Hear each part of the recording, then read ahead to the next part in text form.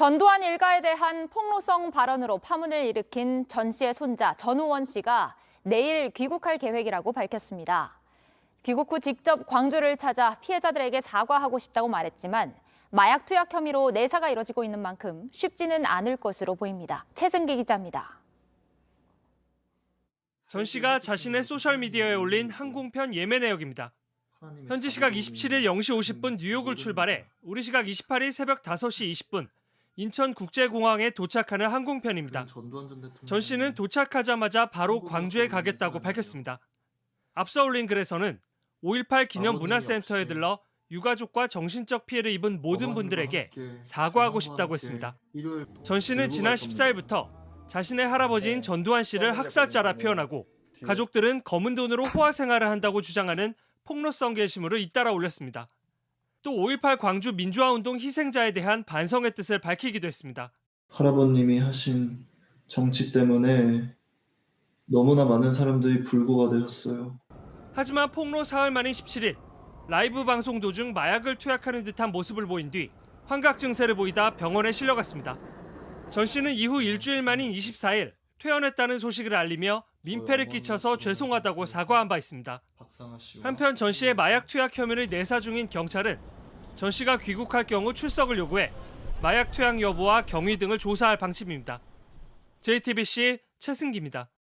전두환 일가 폭로전을 이어가던 전우원 씨가 내일 우리나라로 들어옵니다. 이 SNS를 통해 공개한 항공권 예매 내역에 따르면 뉴욕에서 출발해 정확히 내일 새벽 인천공항에 도착하는데요. 전 씨는 도착하자마자 광주를 찾아 5.18 민주화운동 유가족들에게 사과하고 싶다고 밝혔습니다. 제가 정신질환으로 고통받은 것보다 5.18 사태에서 죽은 자들, 불구가 된 자들, 그분들의 가족분들, 자녀분들이 받았을 정신질환의 크기가 더 큽니다. 네, 검찰과 경찰 모두 공항에서 당장 전 씨를 체포를 진행할 단계는 아니라는 입장이어서요. 전 씨의 광주 방문은 성사될 것으로 보입니다. 전 씨는 5.18 기념재단에도 직접 연락을 취했다고 하는데요. 이 기념재단과 5.18 단체들은 전 씨의 방문을 환영한다면서 따뜻하게 맞아줄 거란 입장을 내놨습니다. 전두환 씨 비자금 의혹을 폭로한 손자 전우원 씨의 마약 의혹에 대해서 경찰이 조사에 나섰습니다. 또한 시민단체는 전 씨가 폭로한 비자금 의혹을 수사하라면서 검찰에 고발장을 냈습니다. 박병현 기자입니다. 전두환 씨 손자 전우원 씨는 지난 17일 온라인 방송에서 마약을 투약하는 듯한 모습을 보여 병원에 실려갔습니다. 전 마약하고 범죄자들 잡겠습니다. 범죄자들 중에 저도 있기 때문에 저부터 잡히겠습니다. 전우원 씨는 지난 13일부터 전두환 씨 일가의 비자금 의혹에 대해 폭로했습니다. 또 본인은 물론 자신의 주변인들도 마약을 투약했다고 주장했습니다. 경찰은 마약 의혹에 대해 조사에 나섰습니다.